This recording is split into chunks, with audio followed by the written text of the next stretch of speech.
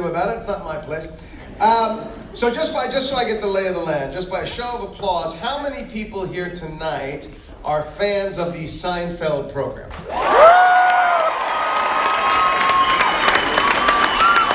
Got it?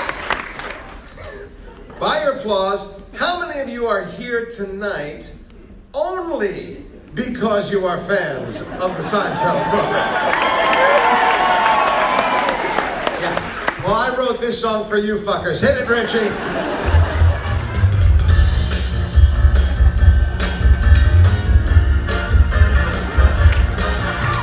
Everywhere around the world, everywhere I go, people shout out things to me they think that I should know.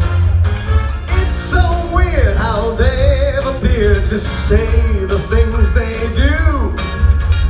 You tell me if you agree, they seem strange to you. Are you the master of your domain? They're always shouting that mad refrain, and then they call me Art Vanderlei. Ask me if I've seen Marissa Tomei, and they say, were you in the pool a bit? Not that anything's wrong with it. And then they shout it out once again. Are you the master of your domain? It's fucking weird, I'm telling you. Now in my time and in my prime, I've played lots of guys. I was the sixth subhuman in Pretty Woman that women still despise. I was Jack Black's pal in Shallow Hal. I won a Tony Award on the Broadway. I've had a long career for over 40 years, but this is all that people say. Are you the master of your domain? That question's gonna make me go insane. They yell shrinkage and jerk score too, and then they yell no soup for you. Living in a society where it's not you, it's me. I got a big salad in my brain from you, the master of your domain. It's hard to understand why they yell out man hands. It's hard to feel the joy when they ask about the bubble boy. I know folks love the show, but Jesus, it was 30 years ago. I came to Australia for you to g'day me. Now maybe the dingo ain't your baby. Alright, let me break it down a little bit here. Now, I don't wear a Gore-Tex coat, I don't wear a man's ear. Those are lies if you believe them or not. Am I being clear? I'm not a close talker, hand model, sponge worthy. Oh my God, someone stop the Festivus cheer. It's confusing. Did I kill Susan? Worlds are colliding here. I am the master of my domain. Just like Jerry Kramer and Elaine. I joke about the show in this song, but yada, yada, yada, it keeps going on. And though I may have been irreverent, the show keeps earning me a junior mint. And so you'll never hear this boy complain that I'm the master of my domain. Is anybody here a marine biologist? I was in the pool. These pretzels are making me thirsty. You want to be my latex salesman? Believe it or not, George isn't at home.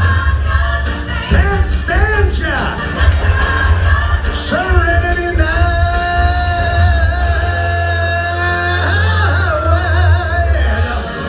I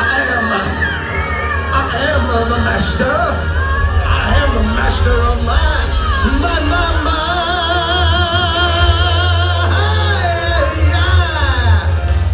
domain.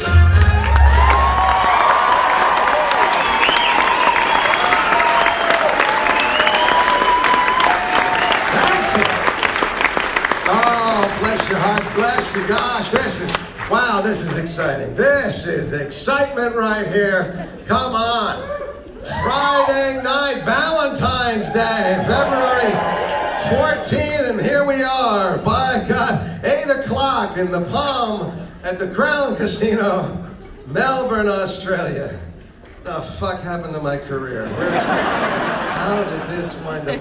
I'm kidding. I love it. I love it here.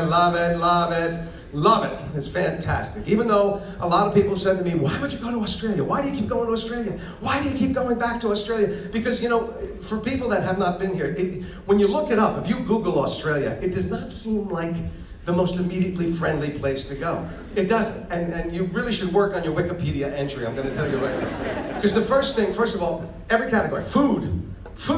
First thing that arrives on my plate, on the Qantas flight. You go to sleep, you wake up, first thing on the plate. Good night, want some breakfast? Boom, Vegemite. What the fuck? What? It's yeast. You people are eating yeast. In my country, if someone gives you yeast, first you break up with them, and then you go on an antibiotic. You people are smearing it on bread with jam and butter and lemons and a cow and a pickle, anything to hide the taste of the fucking Vegemite. Then your sports are out of control. Listen, we all have rough sports, but in our football, the equivalent of your, I don't know, footy, in our football, when a guy gets ready to play that game, he takes it safe, puts on a helmet, puts on shoulder pads, chest protector, right? A cup over the groin, shin guards, knee guards, something on the feet. Your guys put on socks, and off they go. Off they're out. Let's go play. Yeah, right, man. And it's Aussie rules football. I can't find a fucking rule. I have watched this game. First of all, the ball. What kind of bullshit ball is this? It looks like a Tylenol capsule that just got blown up.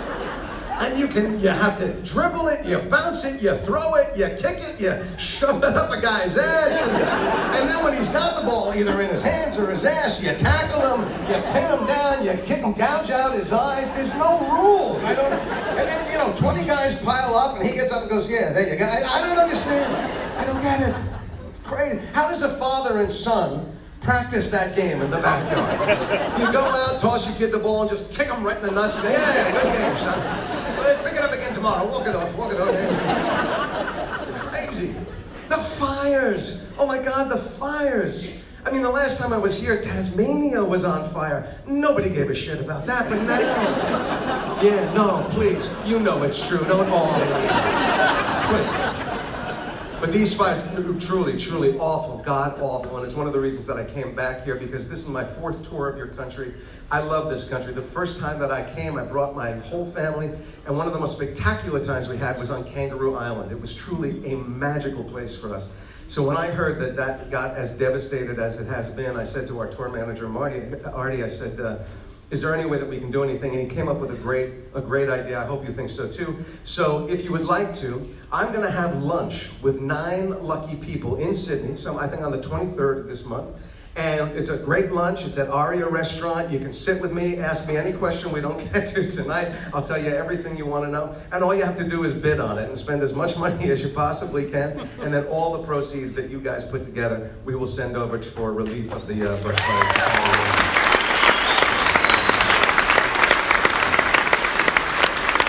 And a lot of that will be to bring back the wonderful animals that you've lost. But I will tell you, there's a lot of those animals I would not see sorry to go, because you have some crazy. There are more things in this country that can kill you in the water alone. You've got crocodiles that are in salt water and fresh water. You've got an octopus, a blue octopus. If it touches you, you're dead. You have a fucking seashell that can kill you. You step on this conch, boom, dead. You've got these nearly invisible jellyfish, the irukandji, one touch in the eye, the finger, the ass, you're dead.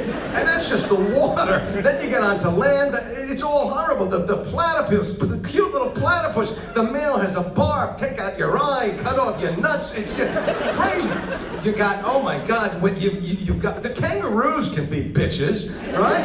I've seen the videos. You go, yeah, boom, there's your nuts in your hand. Right? And now I just heard about drop bears. What the fuck? These vampire koalas that drop out of trees and kill people. I don't understand. You got all the worst spiders in the world. You got the 10 worst spiders in the world all here. You've got the 10 most deadly snakes in the world all living in your country. Number 1 most deadly snake in the world, the taipan. The bite of a taipan is deadly enough to kill 100 men. Right? That means if a taipan bites you, sir, 99 other guys drop dead. Right? I happen to keep a Taipan with me at all times just to hold back the other 9 deadly snakes. I go, come on, fuckers, I got a Taipan. Let's go. So people don't understand why I would come back to this crazy country, and it's a very simple answer. Where I live, our president is Donald J. Trump. So this country, with all that, is a fucking party. I love it.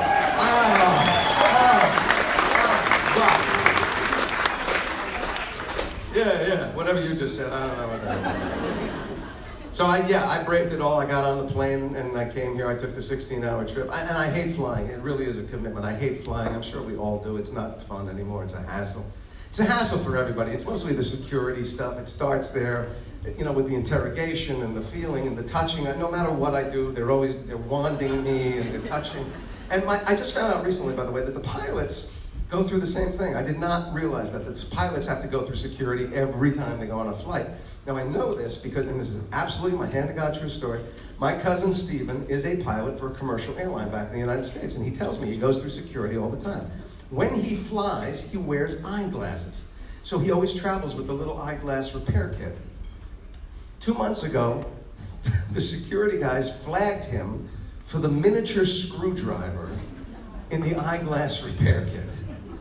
They said, it's contraband, Captain, you can't take that on board. So my cousin's a nice guy. He hands it over, but he can't help but say to them, you know, I'm the pilot.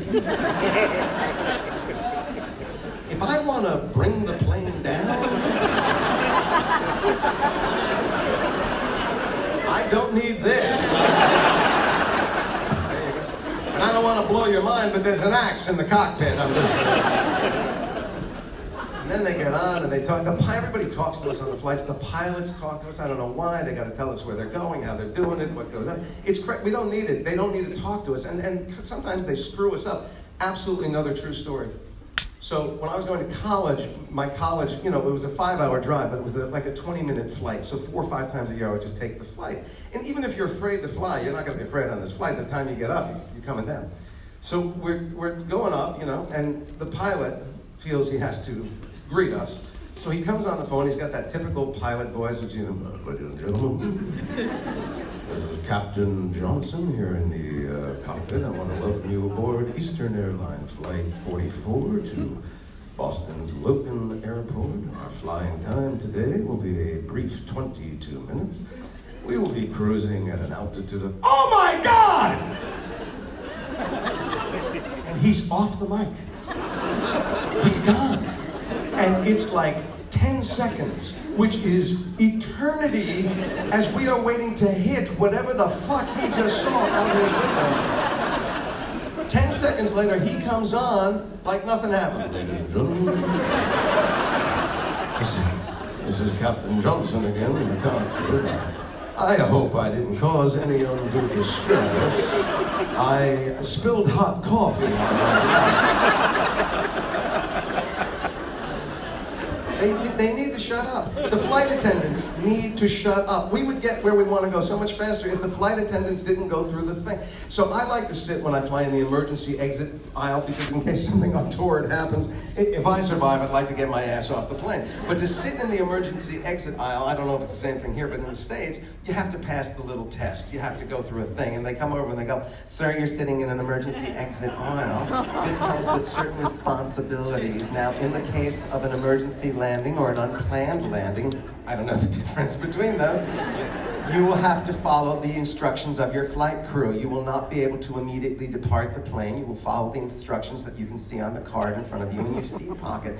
You may be called upon to deploy the door. You may be called upon to deploy the emergency raft or the slide in case of a landing. And then you will help your fellow passengers to deplane before following the precision orders of your flight attendants and deplaning yourself. Are you comfortable with these responsibilities as I've described them to you? And I always want to say, I'm comfortable now, here at the gate. But it would really be conjecture on my part to know how comfortable I might be if we are careening out of the sky at 700 kilometers an hour. So if that situation should occur, perhaps you could check back with me at that time, and we can reassess my comfort level then. How does that work? I don't know why they talk with the seatbelt. They start with the seatbelt, the seatbelt. Everybody on the plane came to the airport in a vehicle with a seatbelt. We know how to work the seatbelt. If you are over 5 years of age and you do not know how to work the seatbelt, no one will miss you if this plane goes down. We gotta thin the herd, folks. It's survival of the fittest, all right? Then they start with the life raft. Oh, how to use the life raft. Why are you telling me about the life raft if we're not flying over water? If we're flying over water, yes, tell me about the life raft, all right? But don't give me provisos about, oh, don't pull the tab until you do this or that or the other thing. Fuck you. If I have survived a water crash, water is coming up to my nipples, I've got this goddamn thing on, I'm pulling the tabs. And the goddamn thing better inflate, because if I have to, in freezing shark-infested water, be blowing into this red tube, I'm suing everybody at this airline. That's the next thing. So don't tell me about the life vest if we're flying over land. If we're flying over land, tell me about the parachute and then put one under my fucking chair, for God's sake. Let me take my chances. And I'll tell you another thing, you don't have to tell me to grab the oxygen mask if something is happening. What the fuck do you think I'm gonna do? The plane's falling out of the sky, boom, the thing falls in my face, I'm grabbing it, I promise you. And you do not have to tell me to put it on my face before I put it on the child's face next to me. I didn't ask to sit next to this little bastard. I don't know him. He couldn't work the seatbelt, little son of a bitch. Fuck him. Right? And why, in my final 30 seconds of life, do I have to have my seat in the full and upright position? Can I go to my maker comfortably, for God's sake? Are you really telling me we hit the ground at 700 miles an hour? Alive, dead. Alive, dead.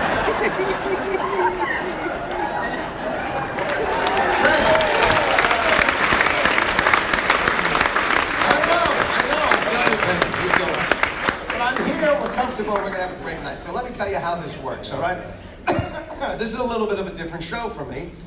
This is a Q&A. This is an opportunity for you guys to ask me questions you might have always wanted to ask me. I don't know what you're going to ask, depending on what they are. You know, we're going to go for about another hour or so, and we'll get it in as many as we can. Now, here's the thing. Yes, this is, I know, it's 30 years since Seinfeld, Master of My Domain tour.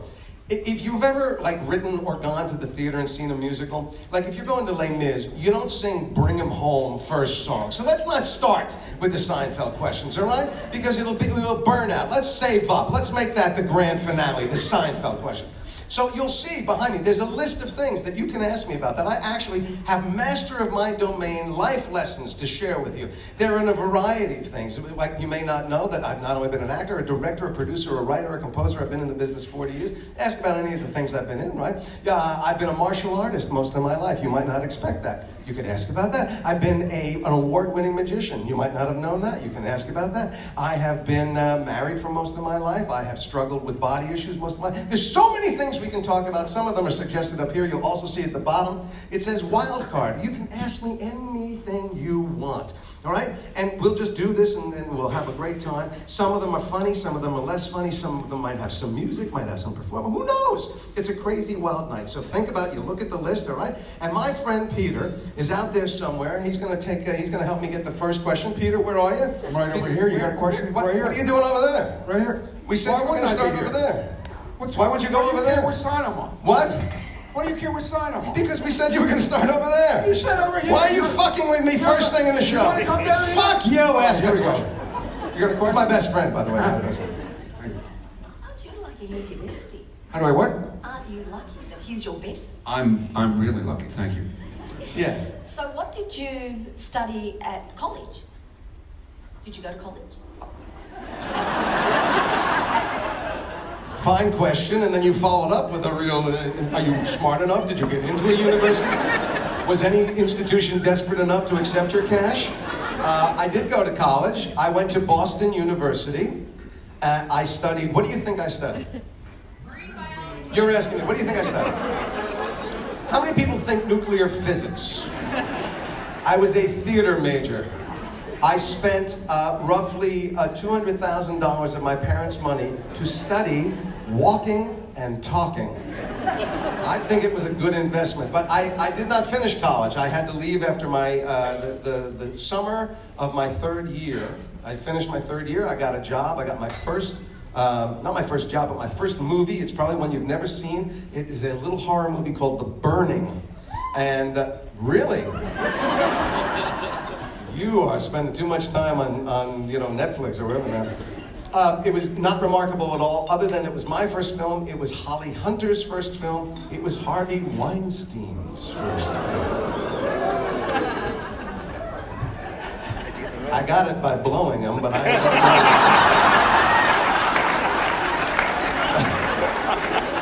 but that's what I studied in school. Peter, what do you got? All right, right over here. Where, Peter? I got Rob. Oh, look, you got Rob? Hi, Rob. Jason, I Yeah. thought you said George, didn't you? Yeah. Jason, just a couple of questions. Couple of questions. Where- Good. Why don't you run the table? Sorry. Where do you reside? Where do I reside? Yeah, and how many children do you have? Is this a Tinder date? Are we family planning together? I need to tell you if I'm available and where to find me? And just some parenting tips.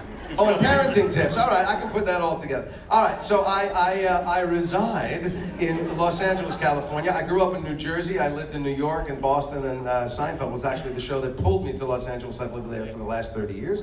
The reason I've stayed there is my two children, Gabriel and Noah, were born there. They are Angelinos. And it's really interesting. My journey of parenting, I will tell you. So I got married very early. I married my wife when I was 22 years old. We've been together ever since. And when I married my wife, I just fucked her, that's okay. I'm working so blue tonight on you.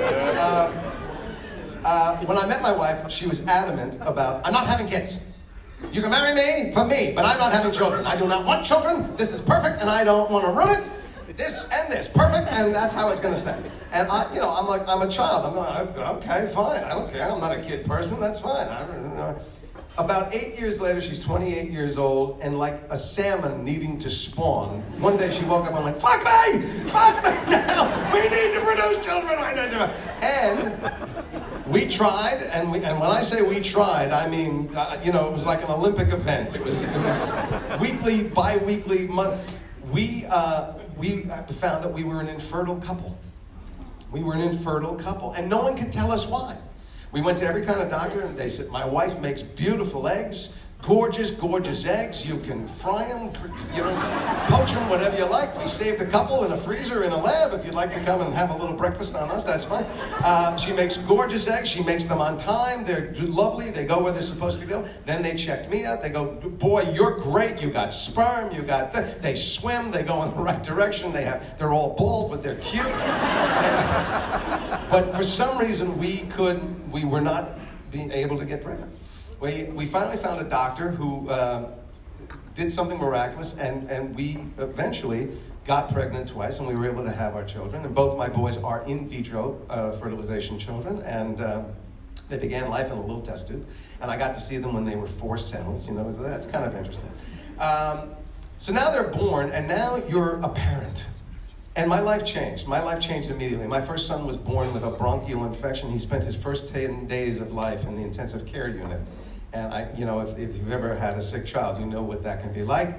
I remember very clearly going to the chapel on day 3 when he was getting worse before he was getting better. And I, said to God, you take this boy, it's a twofer, because I'm coming with him. I mean, it was that kind of touch and go. So they're the light of my life. But when you get them, you don't know what the fuck to do with them. You bring them home, and my wife and I are standing in our house going, they gave us a person. What the hell? I don't know how to do this. Things come out of him and things go in. So we were desperately looking for some help. How do you raise a kid? And of course, being in Los Angeles, every crazy hippy-dippy thing in the world. So we stumbled onto this thing called Research Infant Educators, or RIE. And they have a great philosophy. Here's their philosophy about how to raise children. From the day they're born, they have to be more interactive in their lives than you would ever give them credit for. You have to respect them. You have to make them participatory in their own lives. I'm talking newborns, infants, right? So The goal here is that if you do that, you'll never have terrible twos, because they will have been autonomous, from the day they're born, and they won't get to that age where they're 2 years old and starting to step out into the world on their own, and then they freak out. So, for instance, you would never pick a rye baby up or put them down without telling them, A, that you were going to do that, and why you're going to do that. So I am a father for 5 days going, all right, Gabriel, Daddy's going to pick you up now because you've shit yourself and you stink to high heaven. So we're going to go over here to the changing table. Daddy's going to put you down now because I'm about to vomit from the smell of you. And so it's this kind of thing, right? So you're talking and you're telling them all this stuff. You also have to help them make choices. I'm kidding you. I'm not making this up. So you would never just put an outfit on a rye baby, right? They're on the changing table, and you bring out 2 outfits. And you say, Gabriel, this is a blue outfit, and this is a yellow outfit. Is there one that you would like to wear? And you know what they're like. They're like, they can't focus on anything. But if you wait there for a little bit, like a day or two, eventually they'll focus on one of the outfits, right? Oh, I see you've looked at the yellow outfit. All right, let's put that on. Daddy's gonna pick you up now, Gabriel. I mean, it's a freak show, all right? But I have to say, with my older son, it was fantastic. Wonderful temperament, transitioned into his 2s and beyond, and then great. My second one comes along, we do the same thing. Hello, Noah. Daddy's gonna pick you up now, and we're gonna go to the changing table. And my little son, Noah, is looking at me as if to say, like I'm a flight attendant. Get on with the fucking thing. Put me on the table. Get this shit off of me. Put an outfit on me. I don't care what it looks like. The horses, the frogs, whatever color you want. I don't give a shit. He was terrible 2s. Yeah, terrible second day is what that was. So anyway, I was always looking to be, it was very important to me to try and be the best father I could be. And again, you never know what that means. And my boys are now 27 and 24. And, they start to weigh in about, this was great, this was a little bumpy, this was good, this was... But I had one great parenting day. And that's what I want to share with you because, again, master of my domain moments, it may give you some insight into how to handle something tricky with your children, your grandchildren. So, like all kids, my older son Gabe was losing his baby teeth. And me being a creative guy, when he lost those teeth, my friend of mine made these beautiful little envelopes specifically for teeth with a gorgeous picture of a tooth fairy on it. So I would take it out, and then I would, put $1 in there or whatever, and I would write him a note in this beautiful, crazy font that I was making up from his tooth fairy, and it would always be, oh, Gabriel, I'm so happy to be your tooth fairy, and what a beautiful tooth, and oh, your smile is better than ever, blah, blah, blah. Love, Gwyneth, your tooth fairy. And he loved it. He loved these little notes. It was a magical experience. It did everything I wanted to do. He was just having the best time. So now he's about 8, 9, 10 years old. I can't exactly remember. He's got a loose tooth. He goes to school and he comes home and somebody got to him, right? Somebody said, there's no tooth fairy. There's no tooth fairy. It's your dad or your mom. They're just messing with you. There's no tooth fairy. So he comes home and you can see he's already, the spirit's a little crushed. And he says to me, Dad, I want the absolute honest truth. Do I really have a tooth fairy named Gwyneth, or is it just you or Mom? And I'm stuck. Because I go, he's asked me for the truth. I have to respect that. I also know that the truth is going to crush him. It's going to take something away from him that he holds valuable. So I think, and God smiles on me and gives me the answer. And this is what I said. Gabe, I'm going to tell you the truth. It's the only truth as I know it. Now, you and I know that there have been things in this world that are no longer here. We've talked about dinosaurs. They've come and gone. All kinds of animals have come and gone. Species of people have come and gone. Possibly entire continents have come and gone. So there are things that were here that are no longer here. We know that. And I said, you also know, because we've talked about things, magic is, it's in the eye of the beholder. A lot of things that we might have thought of as magic a long time ago, we don't think of as magic anymore because we understand it. A long time ago, fire would have been magical. No one would have understood fire, but we do now. No one would have understood all the kinds of things that, that we think of as commonplace now. So here's the answer that I've always heard, and I will share it with you, Gabe. I said, I've always heard that all the magical creatures we've ever heard about at one time did live on this earth. All the dragons, the fairies, the witches and the warlocks and the wizards and whatever you might have. They were all here. And that as people got more and more sophisticated, they really didn't need the magic that these creatures provided anymore. So they all started to leave. I don't know where they go, someplace I assume magical, but they all started to leave because they weren't needed. And the last ones to go, apparently, were the fairies. And you can imagine that when the tooth fairies started to leave, the children were really upset because they loved their tooth fairies. And the story I've heard is that the last little tooth fairy, before she left, turned to the children of the world and said, I will make you a deal. As long as you believe in us, when you lose a tooth, either your mother or father will come into your room and take it, and they will sit someplace quiet with a pen or a pencil, and we will speak to them and tell them what to do and what to say. And that's how you'll know we're always here, as long as you believe. And the fairy left. I said, Gabe, I will tell you the truth. When you lose a tooth, I come into your room, I take the envelope out from your pillow, I go sit at my desk with a pen, and I hear a voice in my head, and I write down what that voice says. But I can't tell you if that's just my imagination or if it's your tooth fairy, Gwyneth, telling me what to do. The only person that can decide that is you. And whatever you decide will be right. And he goes off and he's all, and he sleeps on it. And he comes down the next day and he says, Dad, I've been thinking about it. I don't think there's any way to know what really happened, but I prefer to live in a world where my tooth fairy could exist, and that my tooth fairy, Gwyneth, is the one that talks to you. So that's what I'm going to do. And I was so moved by that, and so impressed by that, so pleased by that, that I went and wrote the whole thing down in a little book called Dad, Are You the Tooth Fairy? And there's a little message, because the day after Gabe made that discovery, he lost that tooth. And his tooth fairy wrote him a note that night, and it said this, I quote it word for word in the book. Dearest Gaby, we called him Gaby back then, I have given you many gifts, but you have given yourself the greatest gift of all, possibilities. May magic fill your life. Your world will never be ordinary, for you have chosen to live by your heart. Your mind will keep you safe. Your heart will keep you happy. I am proud to be your friend and prouder to be your tooth fairy. Joy to you always. Love, Gwyneth. P.S. Say hello to your dad.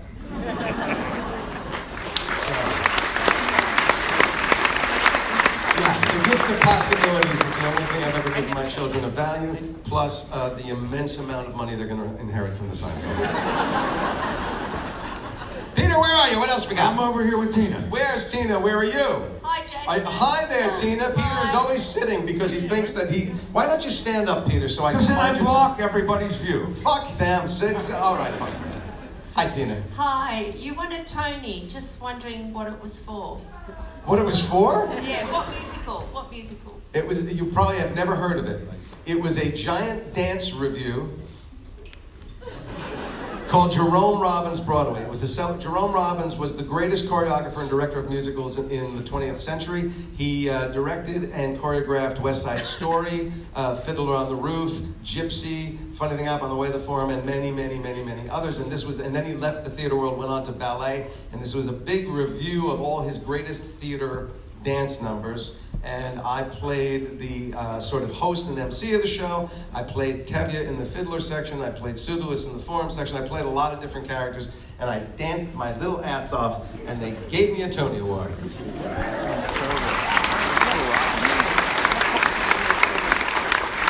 Thanks, Ray. Yeah, Peter? All right, we got Thomas over here. Thomas? Hi, I was hoping to hear a little bit more about your poker career. Oh, the poker career. Everybody into poker? Yeah. This is a casino. Listen, you can veto a question at any time. Anytime you want to veto a question. You happy with poker? Yes. All right. So all actors bump into poker at some point or another because most of what we do for a living is a lot of downtime and very boring, so you find poker and that's how you fill the time. And I thought I knew how to play poker, and then somewhere in the early 2000s, this whole celebrity poker thing started happening on television. And I was one of the first celebrities asked to play, and my publicist said, well, do you want a lesson? I said, come on, lesson? I know what beat, pair, two pair, three, I know what happens, right? I said, what kind of lesson? He said, well, I have a client who's done very well in the poker world. I said, what's your client's name? He said, Phil Hellmuth. I said, I've heard of him. Yeah, I'll sit down and take a lesson. And in an hour, my head spun around because Phil started telling me all these crazy things. And I really started to get into the game, and I would go to Vegas all the time, start to play. I became a sponsored poker player eventually. But the story I want to tell you is again, master of my domain lessons. So I'm in Vegas one weekend, this was years ago. And I get into it, and I've had a horrible weekend, I can't win a thing. And I'm in a cab, and there's this old grizzled cab driver, and he goes, you gambling? Yeah. Up or down? Down. How much? About 5,000. You're not gambling. Because when you got your alimony, your rent, your kids' tuition, everything you owe your bookie, and next month's, whatever, on the table, then you're gambling. I said, you sound like a man who speaks from experience. He said, I'm driving a cab in Vegas. All right, I said. He said, I'll tell you what though, for a $20 tip, I will give you the 7 life lessons from the poker table. They'll change your life. Because they're not just for the poker table, they're for life. I said, really? Yep. And then he handed me this little deck. And I will share with you, for no $20 tip, the little lessons he taught me. Rule number 1, impressions. Which am I making and which are they making? We meet people, we don't really look at them. We don't really take them in. We don't really observe them. We don't really understand them. We just glance. At a poker table, that's a really bad idea. Because if a guy sits down at the poker table and he's like 50 pounds overweight, and he's got the shirt and the buttons are straining to hold it in, and he's got a big watch face, big gold chain around his neck, and when he takes out his money, it's not in a wallet, it's this big wad of cash, and maybe a gold clip of some kind, and he laughs big, and he says, hey, buddy, how you doing, buddy, how you doing? He lives big. He's a giant, and he's going to play like a giant. He thinks he is an unstoppable force, and he's going to just run you down. And he's going to play things he shouldn't play because he thinks he's going to scare you off because he's so big. The bigger they are, the harder they fall. By contrast, you may have a guy who sits there in the sunglasses, the little hooded sweatshirt, doesn't talk, he has the earbuds in his ear, doesn't seem to be paying attention to the game, he's just flipping things on his phone, looks at his cards, throws them down, throws them down, right? That guy, he's a machine. He's a mathematician. He plays by the numbers. He doesn't know what you've got. He doesn't know who you are. He's playing by the numbers. He's crunching the odds. That's all he's doing. And if he doesn't take you in, you can fool him because he has no idea who you are. The one I love the most, and I've actually played women like this, I call them the siren. They come and they're lovely women and they're dressed kind of provocatively. Most often they have a sleeveless dress, a little bit of cleavage, right? But they have a wrap. Some sort of little wrap that they keep around them. And when they're not in the game, if they're not in the hand, they sit back and that wrap is around them, they're just lovely, but they're not paying any attention. When they're in a hand, the wrap comes off and the boys come forward and they are calling you in. They are daring you to come forward and they're gonna kill you. You're gonna crash on the rocks, all right? But you only know that if you know that they're trying to make an impression and you're taking it in. And by the same token, they're looking at you for what impression are you making? What are you trying to be? How do you appear to them? What do you want them to believe about you? Am I a big shot? Am I timid? Am I smart? Am I a number cruncher? Am I a neophyte? I don't know how to play this game. What do you want them to believe? And how often can you change it? So rule number 1, imagine going into a business meeting or meeting new people and actually taking them in to that degree and understanding what impression you want to make to them. Very few people take the time. Lesson number 2, position. Some have it better, but it's always changing. In life and at the poker table, there is better positions than not. The best position at the poker table is having the dealer button right in front of you. That's the most power you're ever going to have in the game because the 2 people next to you have to put something in the pot. Nobody else has to do anything, but they're going to make all their decisions before it comes to you. You're always going to have the most information to tell you what you should do with your hand. The person with the dealer button is the most powerful person at the table. It's hard to play against them. But the great thing about it is that button changes every hand. And it's a great life lesson. The guy with the power one day does not have it the next day. The day you have the power, you may not have it the next day. So keep in mind that power is very fleeting. Rule number 3, care enough to remember. There are so many times when people go, oh, I had such a bad beat at the table. You go, really? What happened? The guy beat me. Yeah, I know, but what happened? What was the flop? What was the turn? What was the river? I don't know. They don't remember. They don't remember what people do. We once played a game with a professional female player named Annie Duke. And I always heard that Annie Duke had a crazy memory, right? So she's at the table, it's a friendly game, and she's running her mouth, she's barely looking at cards, she's yakking about everything, gossiping about everything, very funny, very entertaining, lovely, lovely, lovely, and I think she doesn't even care about this game. And about 2 hours into the game, I go, hey Annie, what was the flop in the 5th hand tonight? She goes, Jack of diamonds, 3 of spades, 2 of hearts. Want to know what everybody did? She remembered everything. And by remembering, by taking the time to remember, to really see and to really remember, think if you did that in life. When somebody says what their birthday is, when someone says whether or not they're married or not married, when someone talks about the things they like or don't like, going into a business deal, going into a relationship, if you can remember the things they tell you, put the emphasis on them, not on you, how much would you change your life and interactions? Rule number 4, don't play the cards, play the player. The cards may be good, they may be bad. But I, from observing, may know that when this fine woman right there makes a raise, if I re-raise her, she doubts herself. That's what I've learned about her. If I re-raise her, she's going to fold. She has that much spine, not that much spine. All right? If I know that that gentleman over there never raises, he's the tightest player in the world. Tightest player in the world. Every time I am up against him, if I raise him, he's going to go away. And if he doesn't go away, he's going to kill me. But that's only no to that because it doesn't matter what my cards are. I could have a 7-3 offsuit. Doesn't matter. If I raise him, he's going to go away. And if he doesn't go away, he's got pocket aces, pocket kings, or something like that.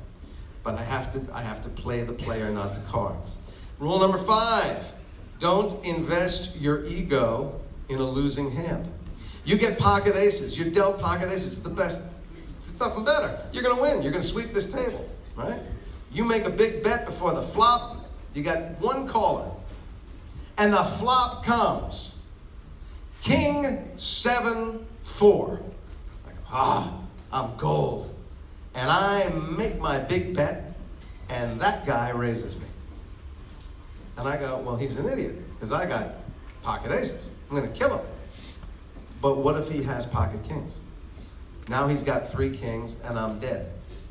And I can chase him, but he's going to re-raise me every time. And it's so hard to lay down a hand that you've invested in and that you know by all rights should win. This should come through for you, and suddenly it's turned against you. And you have to have the ego to go, I'm not going to make it. And lay him down, or you're going to get fleeced. So know when to quit. Conversely, rule number 6, sometimes you got to take a shot. You have 4 to a flush or 4 to a straight right after the flop. There's lots of possibilities, but you don't have a hand yet. And the guy that you've been watching all night long, who's a speculator, he likes to push the action a little bit, makes a big bet.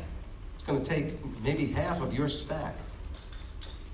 But if you hit, you're going to kill him. And he may not have a hand. He may be representing a hand he doesn't have. If you lay down and die every time, you become that guy at the table. You become the guy that if they push a little bit, they know you're going to go away. Every now and then, if you re-raise him, you may scare him off. And you may wind up with the best hand, but you don't know if you quit. And rule number 7, and it's the truest thing I've ever heard in my life, there will be times when you have a hand that is unbelievable.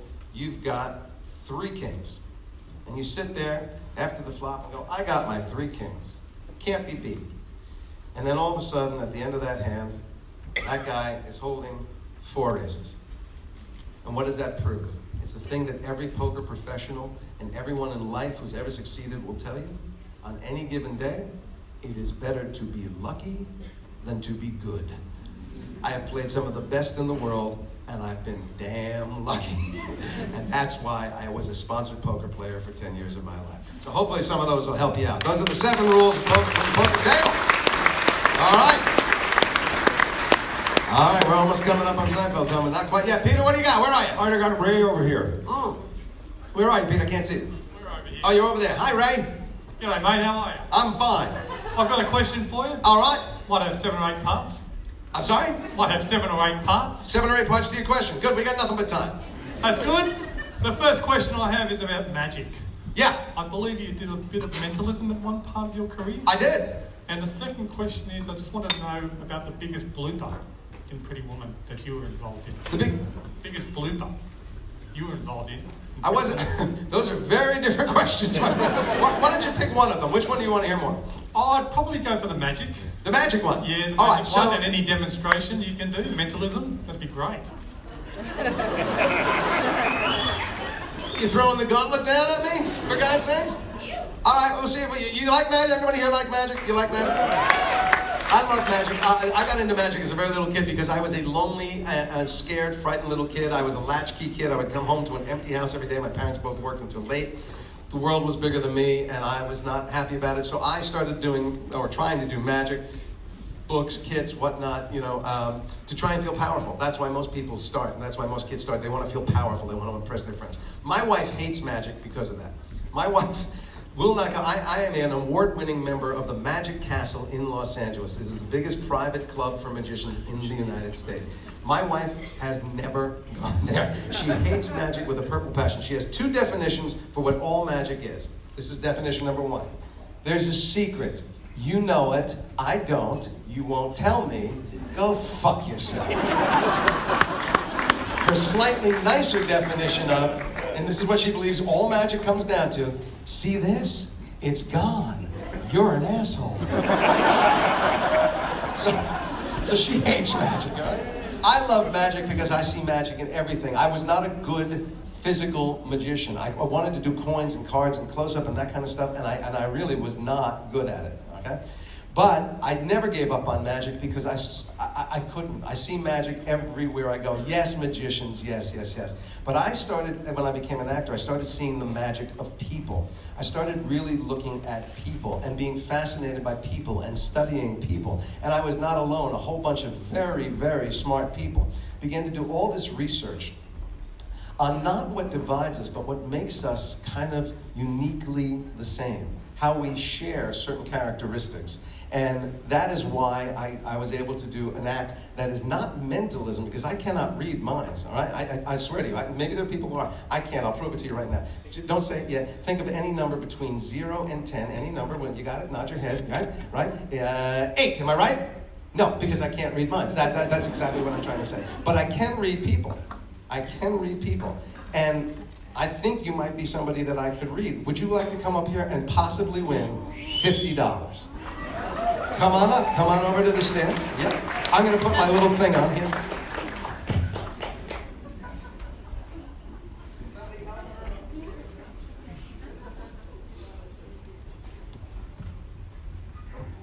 All right.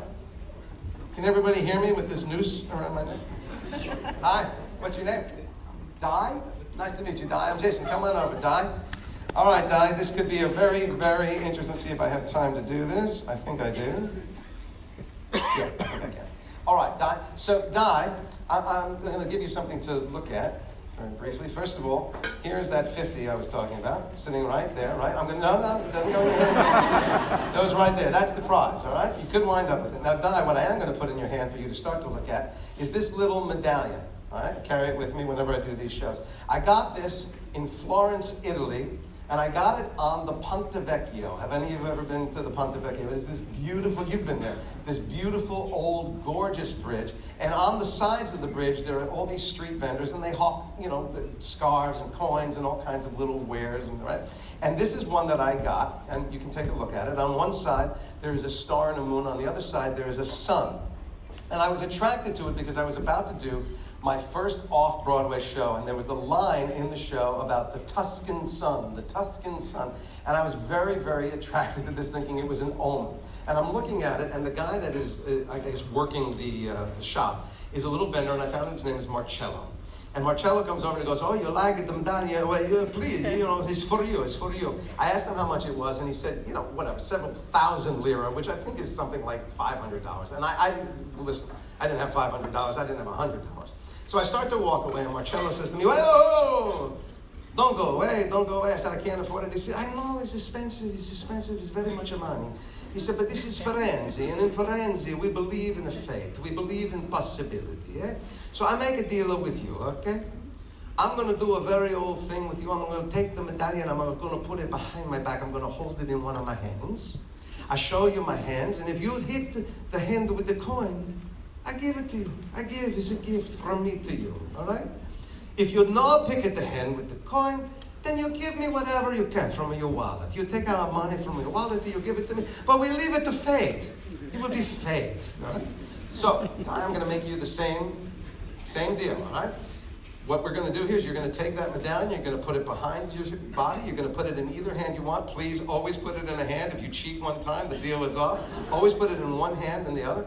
When you're ready, I'm going to turn away, and you're going to say ready, and you're just going to bring your fists out and point them towards me, all right? So I'm going to turn away. I'm not looking at any screens. You're going to put them in one hand or the other. Are you ready? All right? So just like I did with Marcello, I say put both fists out in front of me.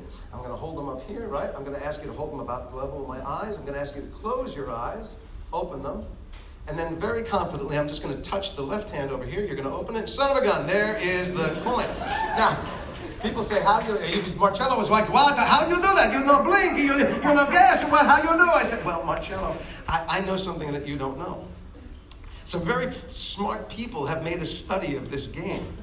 It's been going on for years, and what they have found is that when you ask somebody to hide something behind their back, they tend to hide it in the hand that they do not write with. And since more than 80% of people in this world are right-handed, by picking the left hand, more often than not, I'm just going to be right." So that's what I did. You went, "Oh, you're very tricky. That's a very tricky way to study. That's not the way it's supposed to be. It's supposed to be fate. We're supposed to leave this up to fate. It's no fair. We do again. We do again." I said, "Oh, absolutely, let's do it again." So I gave him back the coin, right? I turned away. He put it behind his back. He put it in one of his hands. When he was ready, he said, "I'm ready." All right. He's brought his hands back around to me, closed fists, all right? I said, "Please put them right there. That's exactly where I'm looking. And close your eyes and open them." And very confidently, I touched the left hand again. He opened it, and sure enough, there was the coin again. He said, "You no blink, you take no time. How is it possible?" I said, "Well, Marcello, this study continues." I said, they actually tried to do it 2 times, and what they found is that if you give someone the opportunity to hide something in their hands the second time, almost 90% of the time, the person will hide it in the same hand they hid it in the first time, because they think that's the trickier thing to do. He went, "You sneaky bastard. I'm going to ask you a question. This is study. They do it 3 times? No, they never ran it a 3rd time. And if they did, they never got any reliable result. He said, "Then we do a 3rd time. Because this is supposed to be a fate. It's supposed to be a chance. You'll be a cheat, but you'll not cheat me now, because no more study." I gave him the coin. He put it behind his back. When he was ready, he said, "I'm ready." I said, "Marcello, bring both hands out." Yeah, just like that. Very good. I said, "Close your eyes. Open them." And without even thinking, I touched the left hand again, and son of a gun, there it was. He said, "You liar! You liar! You told me this is no study." I said, "No study. There was no study." I said, "Marcello, every time I ask you to close your eyes and open them again, you do what 95% of people in this world do. Without meaning to, you inadvertently look at the hand that's holding the coin. You don't mean to do it, but for a split second, you kind of open your eyes and you look to the hand that has the coin. So every time we've done this, you have told me exactly where the coin is." You went, "I get very sick of you. I'm not happy with you." He said, "You have any more tricks? Any more tricks?" I said, "No, I do not. There are no more studies. Now you know my secret.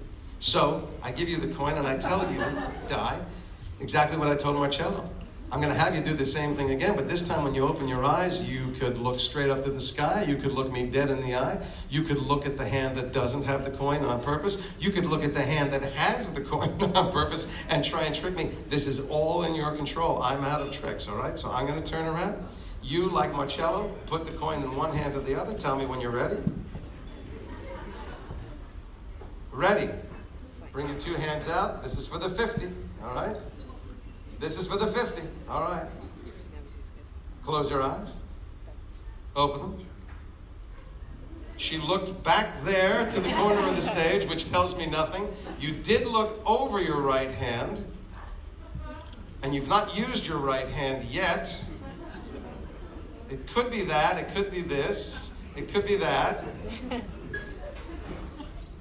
I think that she is a creature of habit. I think she thinks the trickiest thing in the world she could do would be to put it in the same hand she's put every other choice in. And if I'm wrong, I'm going to lose $50. But I'm not wrong. Open that hand. Yeah! Rich, you like the book. Thank you, guys. Thank you, love. Yes!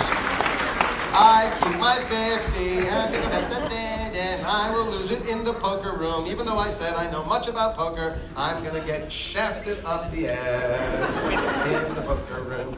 All right, let me see. What else do we have time for here? We may be coming up on Seinfeld time. We're close. We can do one more and then we'll do the Seinfeld. Well, give me one more, Peter. What do you got? Michael right here. What do you got, Michael? Jason, it'd be fair to say that you made baldness an attractive element within it. You saved us all. We became the life of the party. But before you got there, and that became an enabler, talk us through the highs and lows of baldness.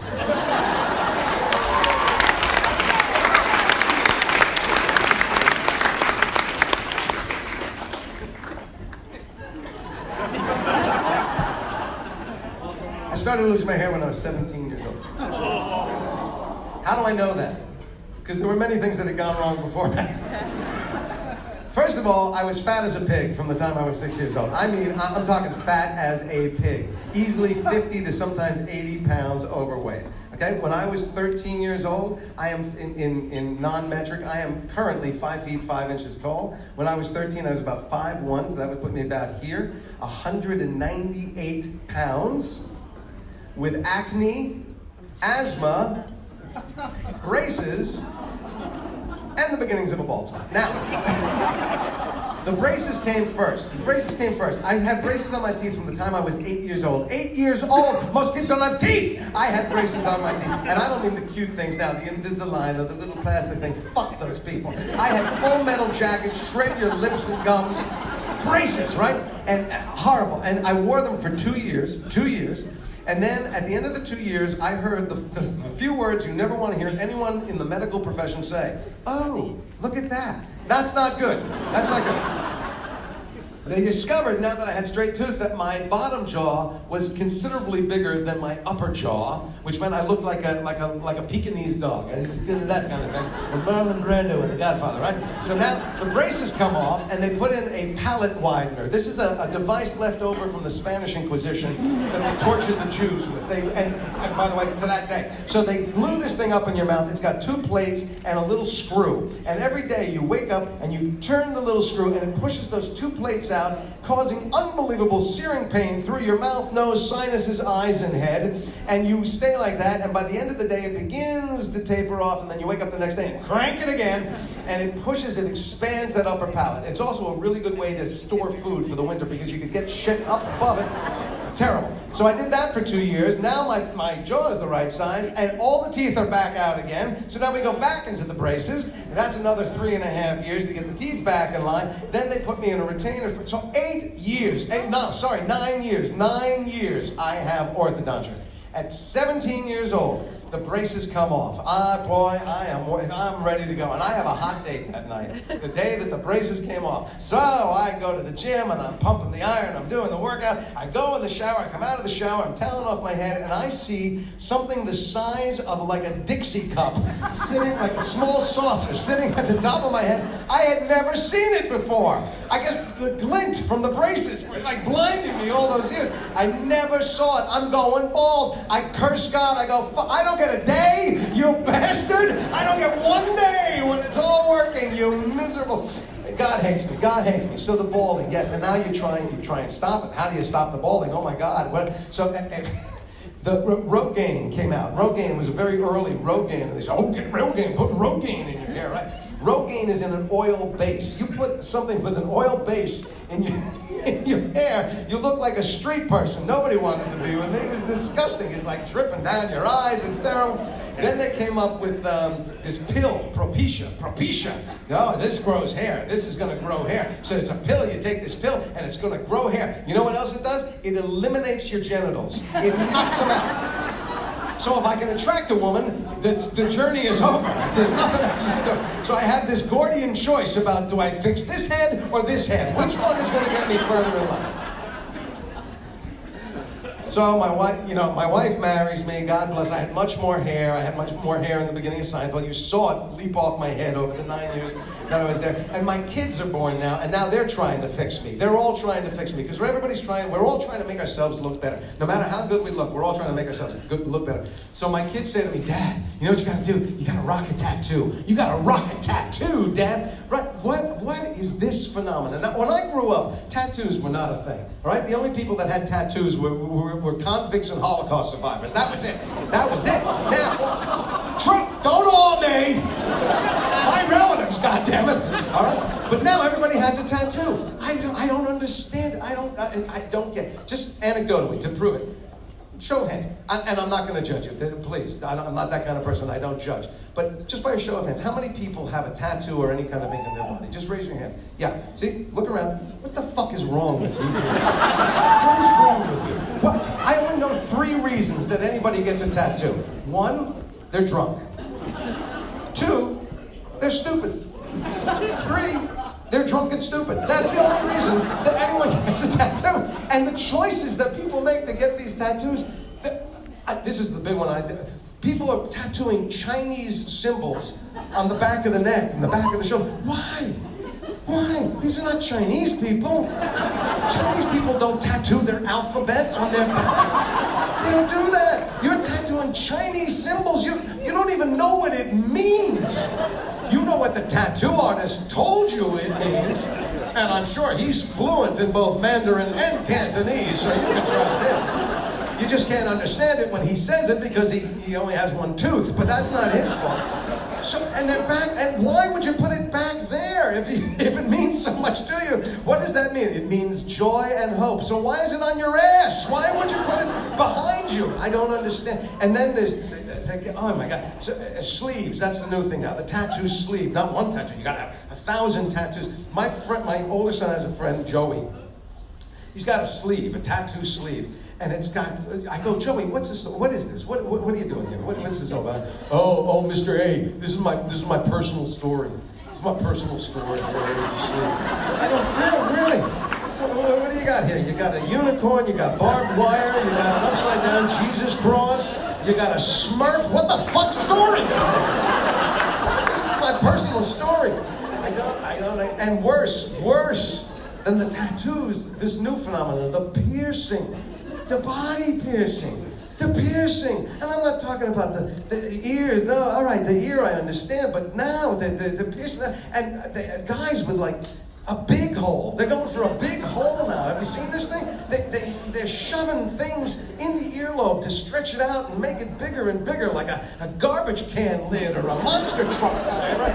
I saw a guy the other day, not the other day, about a year ago. I'm walking with my wife, and we pass a guy, and he's got champagne corks in each one of his ears. I said, honey, look, it's Dom Perignon. I never knew what he looked like. His earlobes are hanging down to the ground like the scrotum of a basset hound. I mean, And you know, and then multiple piercings, and I've seen them. They're piercing the nose, they're piercing the eyebrow, they're piercing the nays, they're piercing the hey, how do you do area. You know, it's like the whole thing. But the one that I cannot understand, the tongue pierce. You've seen this, the tongue pierce. It looks like a little dumbbell that they stuck through the tongue. Understand what this is. A person made a choice to go to a place, put their tongue out, and have somebody take a needle or a nail and whack it right through the center of their tongue. Why?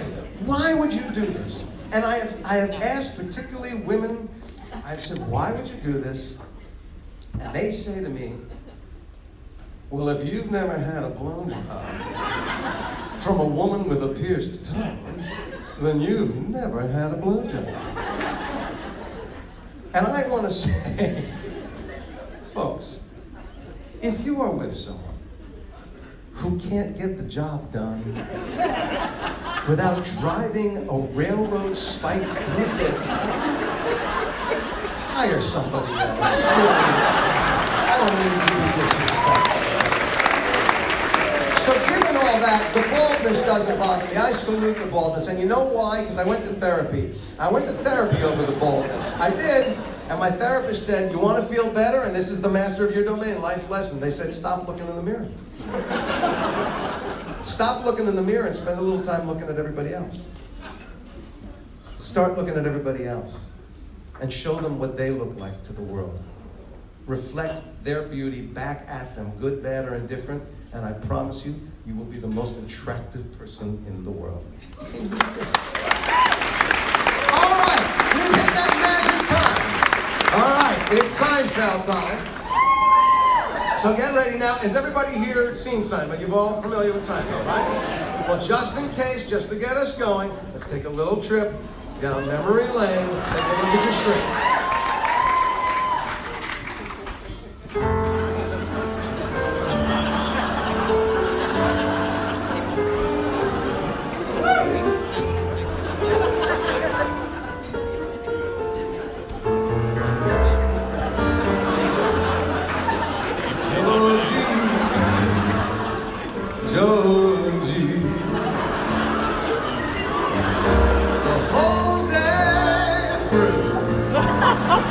Every soul I meet has Georgie on the mind.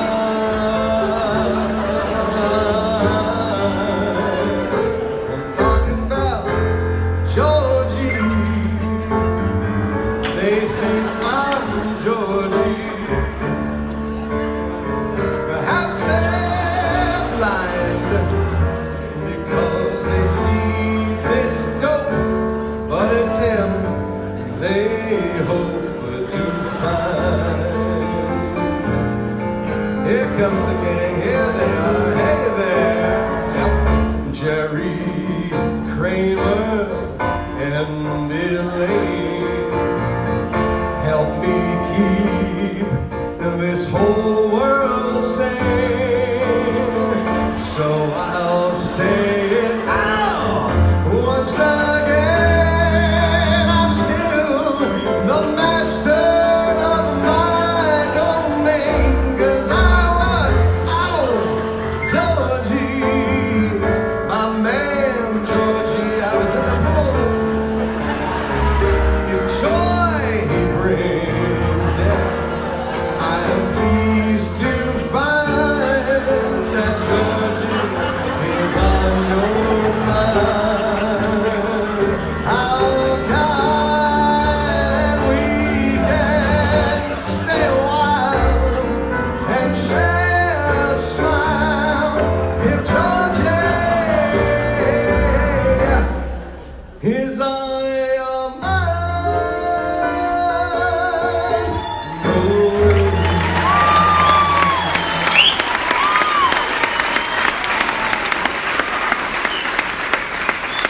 All right, so I'll tell you what, we're going to do nothing but Seinfeld questions now. You can do anything you want, but I will give a prize to anybody who asks me the most fascinating Seinfeld question I've ever heard. So, just think about it. You might want to ask a super extraordinary question. So you guys, you've been ignored all night. So anybody down here in the first couple of rows? Yeah, yes ma'am, yeah. what did I have on? What was I wearing when I did the shrinkage episode?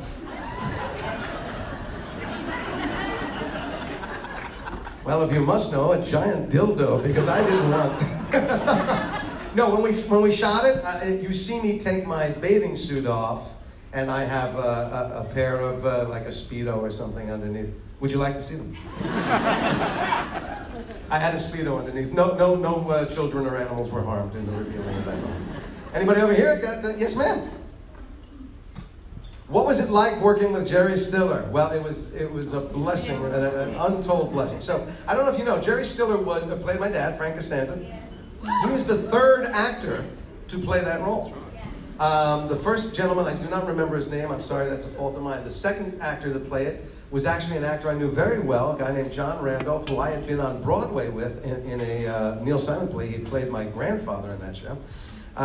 But neither of them seemed to quite bring that special Seinfeld panache to it, and then they brought in Jerry Stiller, which I was so thrilled about, because I had grown up, as a little kid on Stiller and Mira, watching them on the Ed Sullivan Show and things like that. So I loved him. I'd seen them off Broadway and on Broadway. He's a wonderful classical actor. And he came on, and he was everything I wanted him to be. The sweetest man in the world. The first thing he had to do in his first episode on the show was be really angry at George about something. And I came up with a bit that I thought would be really funny.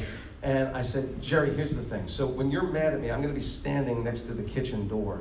And I'm really close to it. So if you can get so mad at me that when you say your last line, just take the heel of your hand and bop me in the front of the head. And I'll pretend that it's such a hard hit that I'll bang the back of my head against the door. It'll be really funny. And he was like, I can't. He was just so kind. He couldn't do anything mean. I know he seems like the most explosive guy, as he's doing Frank, but he's sweet. And the reason he seems so explosive, the secret to the Frank Costanza performance, is that, he always got his lines. He's a professional. But he was beginning to have a little bit, he was an older guy, he was beginning to have a little bit of that memory problem. So he knew the lines, but they would come to him like 2 or 3 words at a time. And then he'd have to struggle for the next 2 or 3 words. And he got really frustrated because it was doing that to him. So that performance, that frustrated, angry Frank Costanza performance, is really the result of Jerry trying to remember his lines. And that's how you get readings like, "Are you telling me that there's not one room left and down, Mr. Booker?" He was just fighting for it the whole time. He was fighting for it. And he would make us laugh like nobody's business. And there's a great, all the outtakes from our show are available on YouTube, or on the DVDs, you can find them. But the one that I always remember is there was some episode where George was trying to be a bad boy, and I had this like leather jacket on, and I had done something that landed me at a police station, and the good girl was next to me, and Frank comes down to bail me out, and he has to confront Elaine, who's sort of mentoring the good girl, and they have this confrontation, and I can't remember what Elaine says, but she says something to Frank, and then Jerry Stiller's line is, "You want a piece of me?" And because of the great Jerry Stiller delivery, the first time he did it, he was do you want a piece of me? I mean, it was just apoplectic and insane. And Julia lost her shit. She started laughing, and when Julia goes, everybody goes. She's the Titanic. Everybody goes down. So it took 30 minutes to get through that scene. It was delicious. We loved Jerry Stiller so much that before the show ended its run, when I say we, it was really Jerry and Larry, decided that for posterity, they didn't ever want an episode to air where Frank Costanza was not Jerry Stiller. So we actually went back and reshot the scenes from the earlier seasons and put Jerry Stiller into all of them, so that he is the only Frank Costanza you will ever see for the entire run. And I am still friends with him, and he's quite elderly, but he's just wonderful, and I will tell you that, I will tell him you asked about him, because he'll be thrilled. Yes, sir.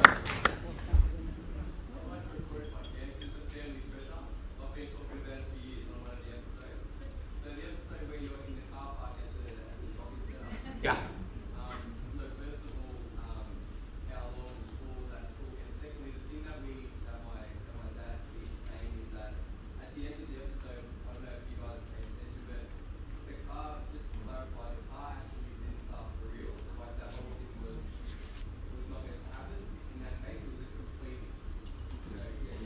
Yeah. Do you have any tape left on that? 'Cause that's probably eating up your whole battery. I don't think you're going to be able to. Well, thank you. So if you couldn't hear, the gentleman is talking about the episode called The Parking Garage, where the four of us can't find our car in the multi-level parking garage. And he noted that at the end of the episode, when we finally find the car, it doesn't start. And was that supposed to happen? And it absolutely was not. The Parking Garage episode was the first time that we shot a Seinfeld episode totally without an audience. We shot it like a movie. And instead of having sitcom hours, we had movie hours, which meant we started very early in the morning, like 5 in the morning, and sometimes shot until midnight or 1 o'clock in the morning. And we did that over a 4-day period. And the parking garage was not a location. They actually took all the sets out of our soundstage, built a one-level parking garage, brought in all these cars, and every time we had to be on a different level, they just changed out all the signs, moved the cars around, and the entire perimeter of the stage, they put mirrors up, so it just looked like it went on and on and on forever. And we had a silly good time filming this thing. It was kind of crazy. But on that, we shot everything in order. So the last thing we shot was that final scene. And by this day, it had been 4 days of, like 16-hour days. And we're punchy. And we're now horsing around and giggling, and we find ourselves unbelievably amusing, and we're blowing every take, and it's just not going well, and the crew is tired, and our director loses it. Now, all we have to do for this last shot is find the car. Kramer, Michael, his storyline is that he's bought an air conditioner that he's been lugging around in the box. And Michael, being Michael, has been lugging an actual air conditioner for 4 days. This is like a 100-pound air conditioner that he's been lugging around in a box.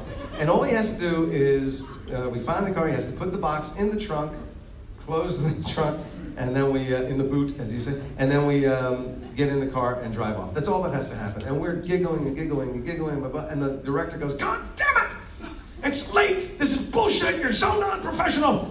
I want one more take, and I don't care what the fuck happens. You play it! You stay with it! You do not blow this take, or I am walking out!" And we were like little children. So we get around the car, and the shot is, Jerry and I have our backs to the camera, Michael is in clear view, and Elaine, Julia, is clearly in view.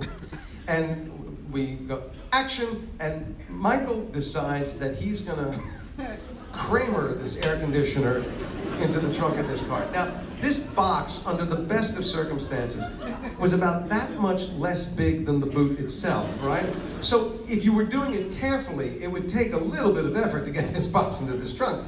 But Michael decides he's got it on his shoulder, and he's gonna, and get it into this thing. And they go, action, and Michael goes, boom, and the box gets caught on the rim of the car, and it stops dead. His face keeps going, and he smashes his face into the corner of this air conditioner. And his lip starts bleeding, and he's hurt himself. And we are hysterical. Jerry and I, thank God, our backs are to the camera, because we're just holding it together.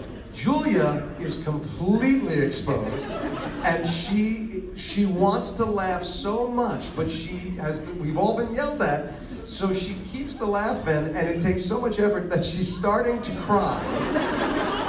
Michael, who never breaks character, looks at her and goes, "It's not funny, Elaine."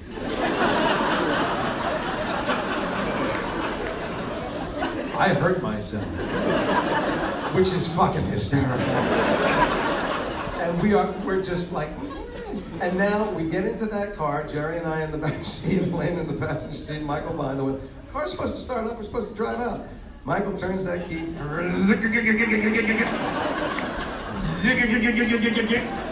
Well, if you look at that shot, that car is rocking, because Jerry and I we're pounding each other in the leg.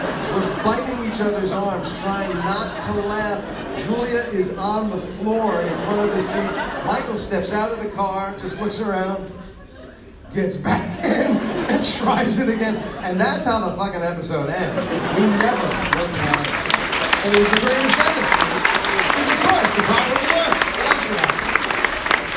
That's as Seinfeld as you can get. Anybody back in here? I'm going to go with the lady first. Yes.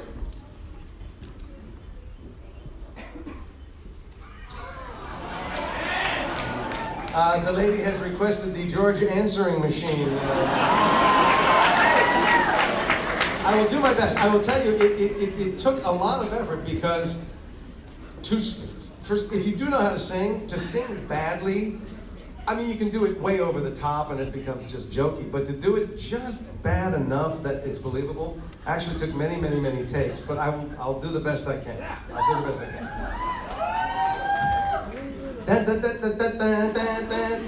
Believe it or not, George isn't at home. Please leave a message at the beep. I must be, what is it? I must be out, or I'd pick up the phone. Where could I be? Believe it or not, I'm not home.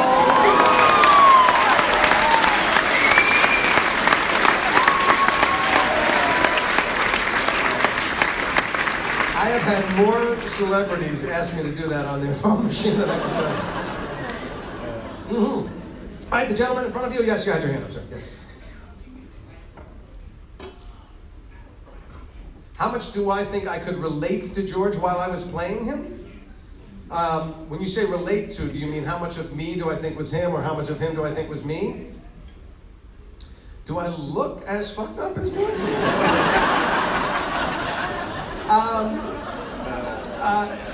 So my first impression of George, when I auditioned for the role, Jerry wasn't there, Larry wasn't there. In fact, they were in Los Angeles and I was living in New York. So I got sent 4 pages from the pilot script. Out of context, nothing else, just 4 pages of a scene.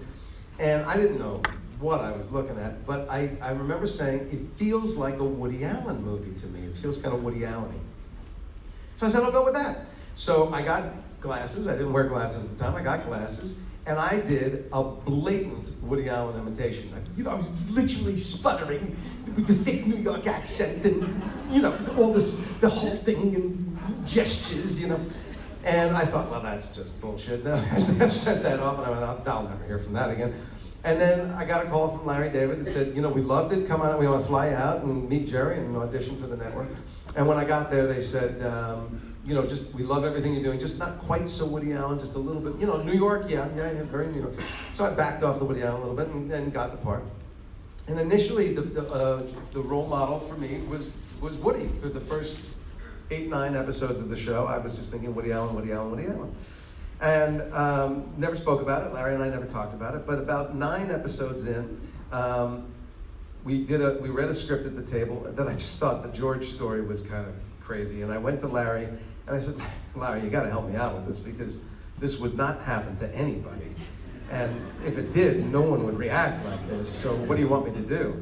And he went, what are you talking about? This happened to me. This is exactly what I did. And I went, oh. And we never spoke about it, but I went, George is Larry. He's writing George is Larry. So I began really studying Larry David, really observing. And the key for me to get George, and you'll see it as George, but you'll absolutely see it as Larry. Like if you watch Curb, you'll see the ultra version of this. I do a toned down one, but my key to getting it was that when you would say something to Larry that he thought might be a shot at him, something something offensive or something odd, or you were messing with him, he would do a thing where he would take his tongue, put it at the bottom of his bottom teeth, and he would make this facial gesture. You'll recognize it.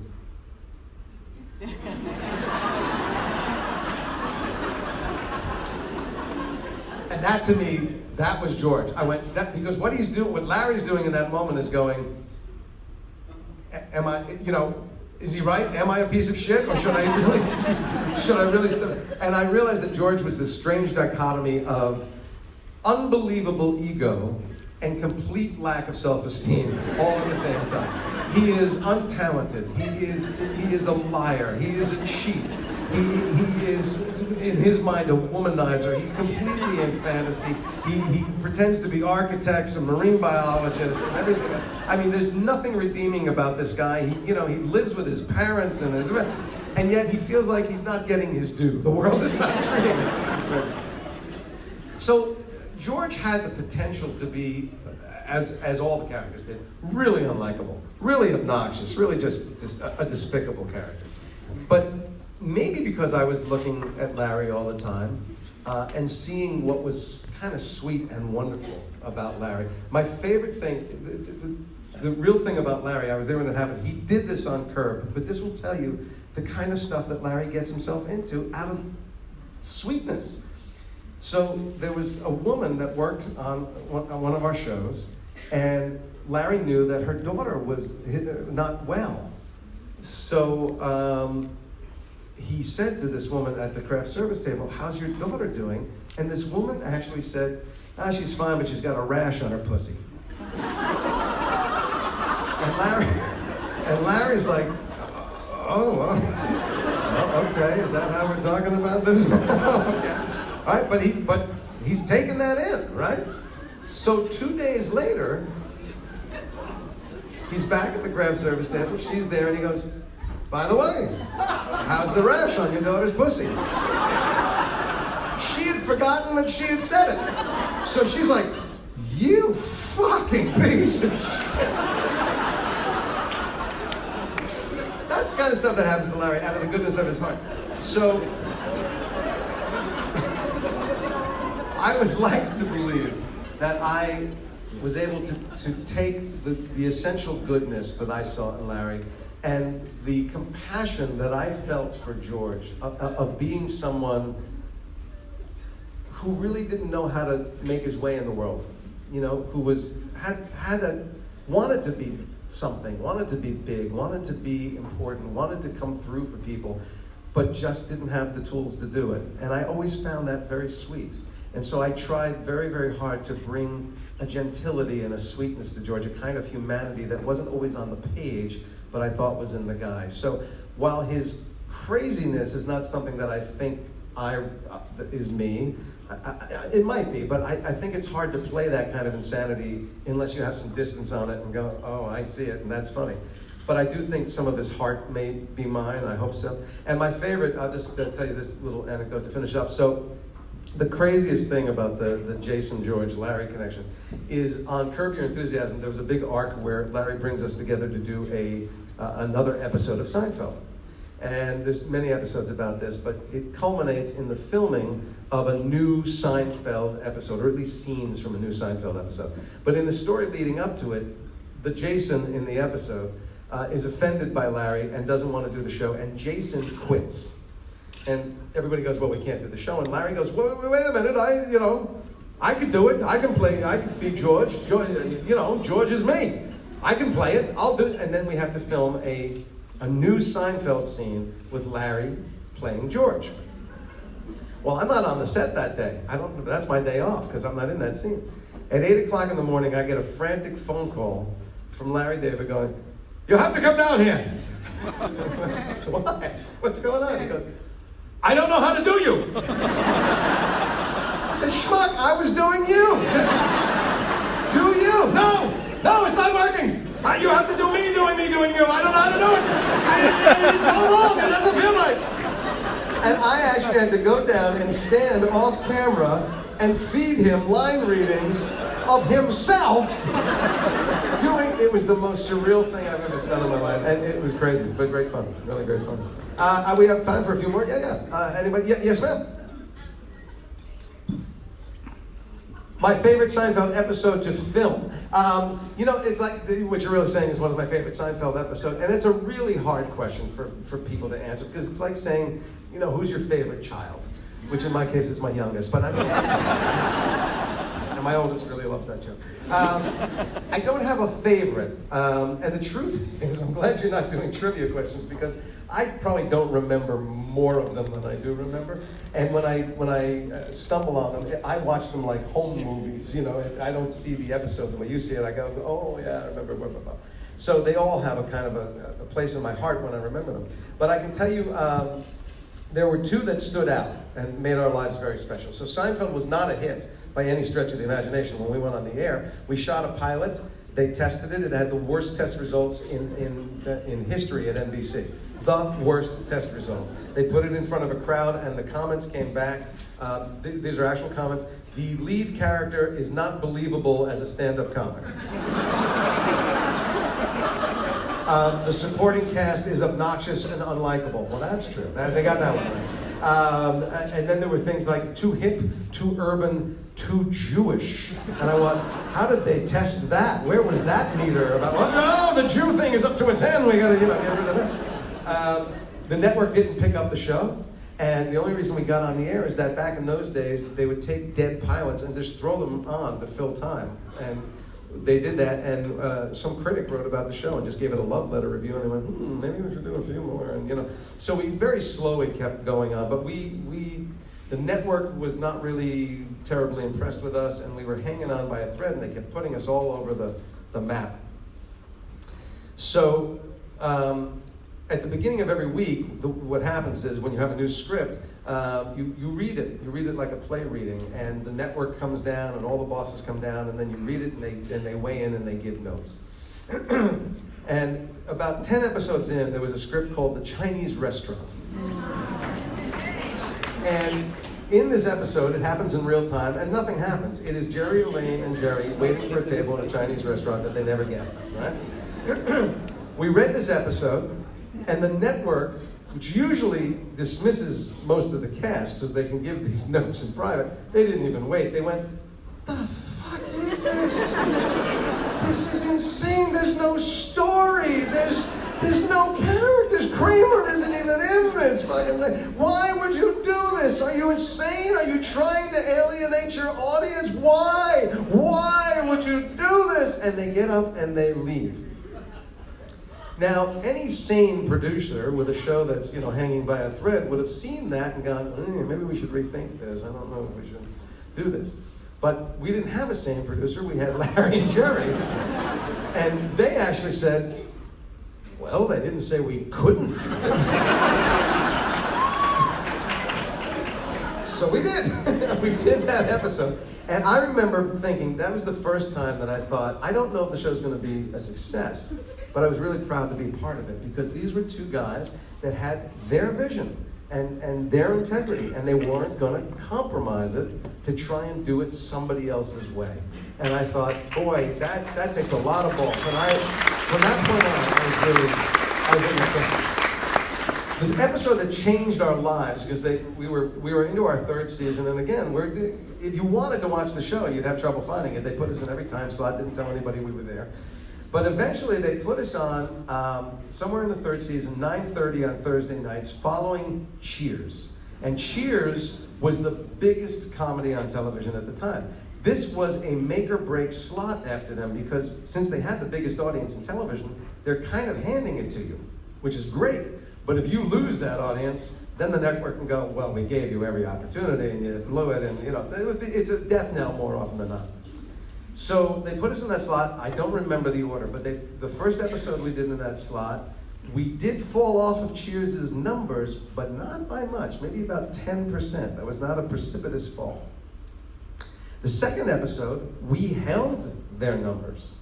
That audience stayed with us. The third episode in that slot was The Contest, from which Master of My Domain comes. And in those days, with the Nielsen ratings, you could not only tell how many people were watching the show, but you could tell minute by minute whether the audience was going up or down. And in that episode, in the first 10 minutes of that 26-minute episode, the audience tripled, which meant that people all over the country were going, turn on your TV, turn on your, you can't believe what these idiots are doing. They're doing masturbation, man. Right? And the numbers went through the roof. And by the end of the episode, we had almost doubled the audience from Cheers. And from that day on, we were golden. We knew we were going to be on as long as we wanted to be. So I think we look at that episode with really special eyes, because it was the one that really changed our lives. So that would probably be the one. I'm going to have to get out of here soon, but let me do one or two more before we leave. Now, nobody's won the prize yet, I got to say. I see a man in a cap. I see a woman in stripes. I'm going to try the woman in stripes. Hang on, my brother. In my life, in real life, who's the biggest tight ass on Seinfeld? What was your question, sir? What's your question? Where was I when the final episode aired? I believe, that's a really good question. I think I was just at home with my family. I think we had already done, as a group, as a cast, we had already done the big party because we did it when we shot the episode. But I think by the time that finale aired, we had stopped doing the show for about 8 weeks, and I think I was just home. It would have been a bad night to be out because, you know, we had paparazzi hounding us. We were never hounded, but you know that finale had a lot of juice on it, and so you know people were trying to photograph us and whatnot, which was never true, by the way. We were never, as big as we were never that kind of sensation. When we did, the four of us did a magazine shoot for Rolling Stone, and you may have seen it, it's like we're in biker leathers on the cover. And we were all in New York, and the show was a big hit. And, you know, we didn't like go, oh, we're all that, you know. But for some reason, after doing this photo shoot, we went, you know what, guys? Let's go have dinner tonight in New York at an outdoor restaurant. We will fucking stop traffic. We're gonna be like, oh, it's gonna be an event, right? And we go to this fantastic restaurant right, you know, in the main part of town. Nothing. Not one person stopped to ask directions for something. That was it, and we just went, we are shit. Anyway, one or two more? Wait, hang on, let me try and get somebody in the back there. Yes, you're waving. Shout it out, ma'am. No, it's the woman, right? Yeah, you were waving at me. Yes, ma'am. Have I caused a rift? What's going on? Yeah, you stand up and yell it. First of all, thank you for bringing us one of our favorite characters in the whole world. Thank you for paying for him. And is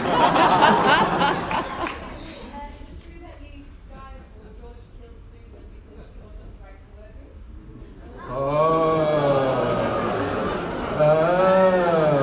Let's go back to the tight ass question.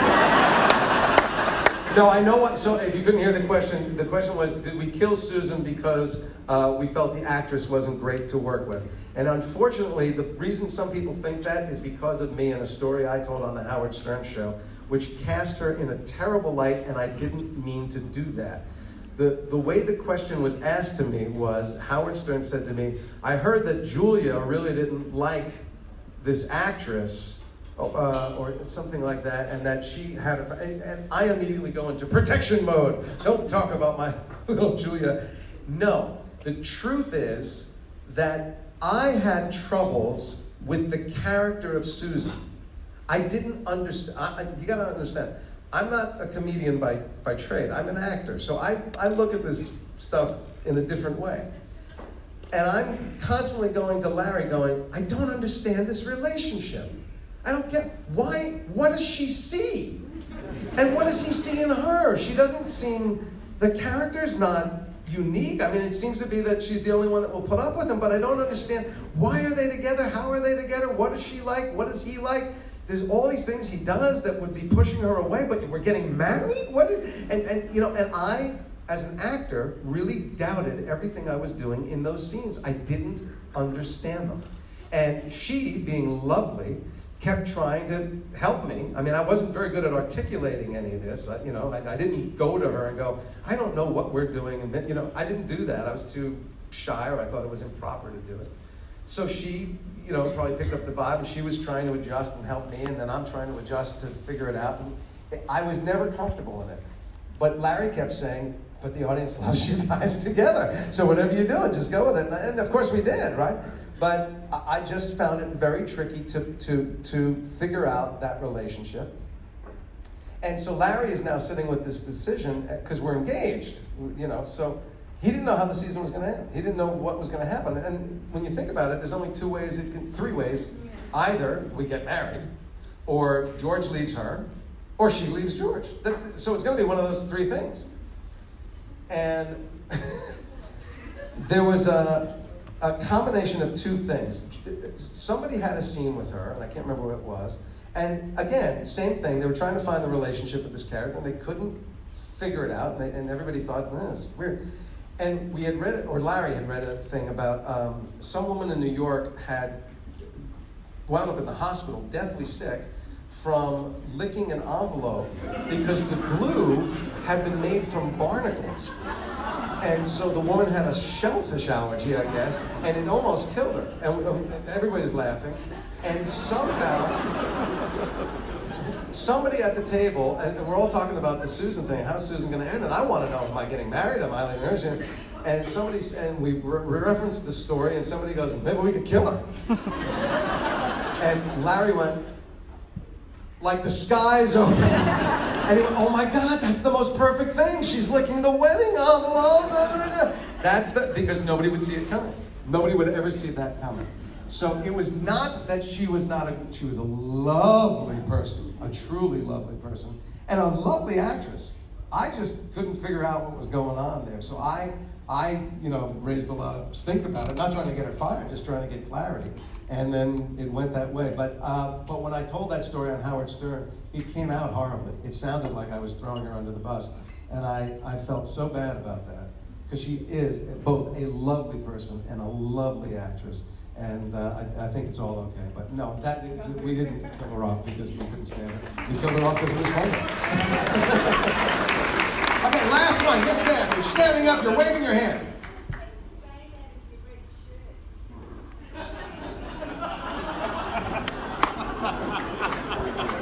She wants to know how I got the stain out of my red shirt. Sweetheart, do you understand that Seinfeld is a fantasy program? It's not reality? That there's an entire wardrobe department that puts stains in, takes stains out. I didn't take the stain out. I will tell you quite honestly, it had nothing to do with me. They paid people very well to create and uncreate stains. And I hope you can sleep well tonight knowing that unbelievably challenging, I am wearing a red shirt. I'm also wearing underwear. What the fuck does it mean? Okay, one more. Let's go out on a bang. Yes, your hand. Wait, you asked me one already, didn't you? You haven't? Oh, no, we'll do Pretty Woman another time. So, yeah, Seinfeld. Yeah. Yes, sir, in the beard. There was a heap of amazing cameos on Seinfeld. Well, I'm sorry, I can't hear you. There was a heap of amazing cameos on Seinfeld. What was your favourite? Who was my favorite cameo on Seinfeld? Ooh. Good question. Good question. Wow. No one's ever asked me that. What's your name? Robbie? Hang on.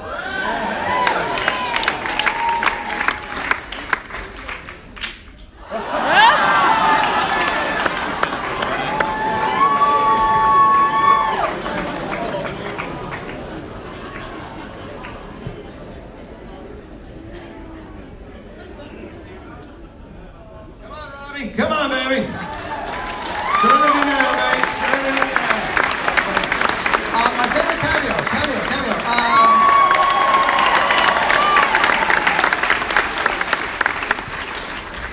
Okay, I really liked, I know I like Terry Hatcher. They're real and they're spectacular. I loved Marissa Tomei. My favorite cameo. Mm-hmm. Okay, I guess it's not technically a cameo because he would be in a whole episode and he actually came back. But I could not be more tickled at Brian George, who played Babu Bhatt. Because if you think about it, that character could have been so offensive. Now, Brian he's British, but he's also of some Arab country descent. So it wasn't inappropriate casting. But his whole thing came down to, and the brilliance of, you're a bad man. Very, very, very bad man. That's the kind of shit that people would show up on our show. Sometimes they had a whole show or a scene or a line, but they would find these incredibly funny things, which is why I was so, people, this will be the last one. People ask me all the time, what do I think of the finale? And I don't have an artistic opinion about the finale. I'm sure there could have been other finales that'd be better, some would be worse. But I love the finale for one reason only. And that is that all these amazing people through the 9 years came to our show sometimes just for a week. But something they did elevated our show and stayed memorable, became part of the vernacular of Seinfeld. And Larry David found a way to bring them all back so that we could share the finale of our show together and thank them and celebrate with them for making the entire tapestry that became Seinfeld. And they were all there, and they were glorious. Man Hands, Low Talker, Close Talker, Puffy Shirt, Babu, the Virgin, I mean, they were just all there, and it was just delightful. It was really delightful. But before I start to tie this up, I'm going to tell you a couple things. One is, still to this day, easily a third of my fan mail that I still get comes from this country. There's something about this show and Australians that has always been an honor. And you have been such, this is my 4th tour of your country. You have been so supportive and so generous, and I truly, truly love you. I love our entire audience. I never get tired of talking about Seinfeld, not because I think it's the most interesting thing, but apparently it's of interest to other people. And your support of our show changed my life, changed my family's lives. I mean, I have a life I could never have dreamt of, and it is because people like you found us so fascinating and so entertaining and have stayed with it and are staying with it to this day. So thank you, first of all. Second thing is, the other reason I keep coming back to your country, and I want to thank you for it as well, because my country is a bit of a mess right now, and we're going to try and fix that as we can. But I love coming here for something that is part of your culture that you may not even be aware of, and I've said it before and I will continue to say it. Something you probably take for granted. Mate. I watch as you guys address each other all the time as mate. Good day, mate. How are you, mate? Good on you, mate. And the mate can be someone who works in your government. The mate can be the guy who brought you your flat white. The mate can be the guy who drives your taxi cab. The mate can be somebody that you work with. But everybody is the mate. Everyone is a countryman. And I keep hearing, we're mates. We're Australians. We're countrymen. We're going to get through this together. We're going to do this together. And I know there's divisions. There's divisions in every country. But the fact that you can greet each other as good day, mate, good on you, mate, is just so gorgeous to me. And every time I walk around here and somebody says to me, hey, mate, how are you? Love you, mate. Good on you, mate. I get that feeling of what it must be like to be one of you, and I love it. And I thank you for your mateship.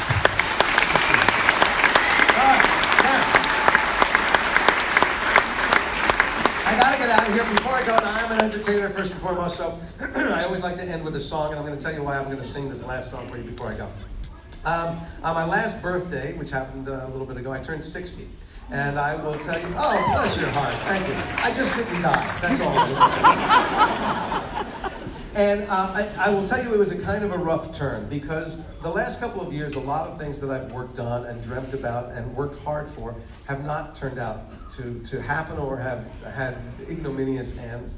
And the kind of roles I was being offered were very unexciting, and for years I've been trying to move my career more towards the directing side, and it wasn't quite happening, and things were slowing down, and I went, oh, I'm 60, and I was part of this iconic show, and maybe that's it. Maybe the best days are behind me, the roles aren't as exciting, the business isn't as exciting, maybe I'm done.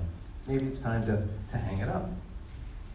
And as I was thinking all that, without any rhyme or reason, the world turned around. Suddenly, I have 3 or 4 projects in television that I'm excited about that are developing. There's a couple of films as an actor and director that are exciting and are developing. I got these wonderful character that I now play on The Marvelous Mrs. Maisel that I did last season and supposed to do again next season. I've been recurring on Young Sheldon, which is another show that I'm just in love with.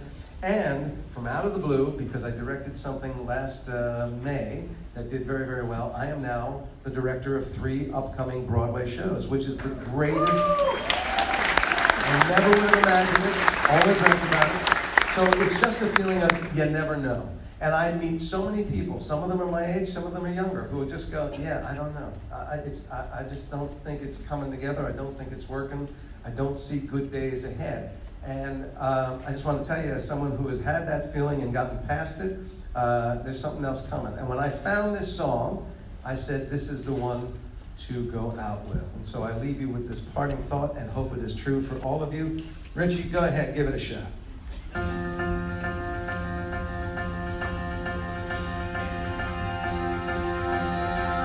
One day comes and it feels like the end of the line. I got nothing to say, I've got nowhere to go, I've got no one to listen.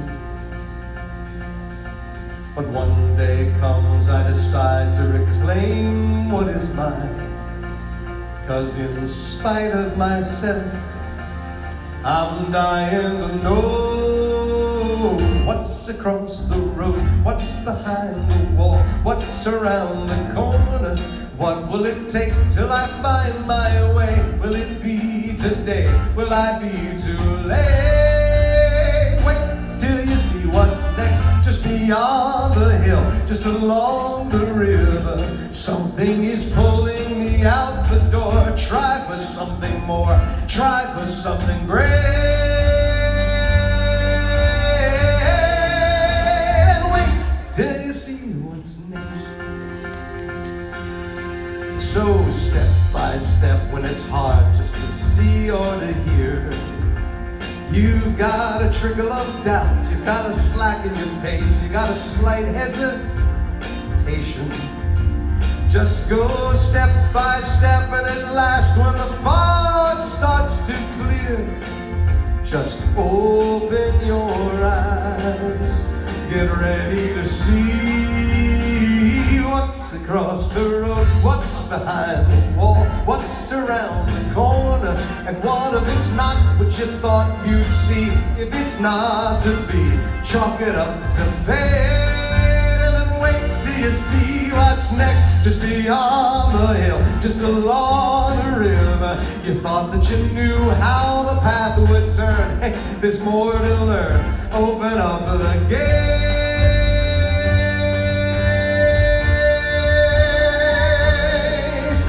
And wait for the story you've never seen.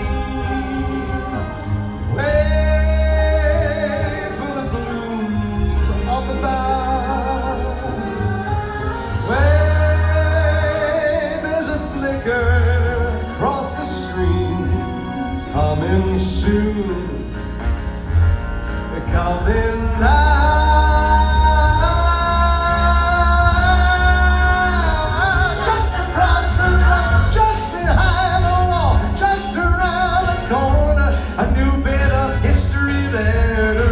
Something we just might underestimate. Gotta wait till we see what's next, just beyond the hill, just along the river. We're perched on the edge of a great abyss, something we can't miss or anticipate.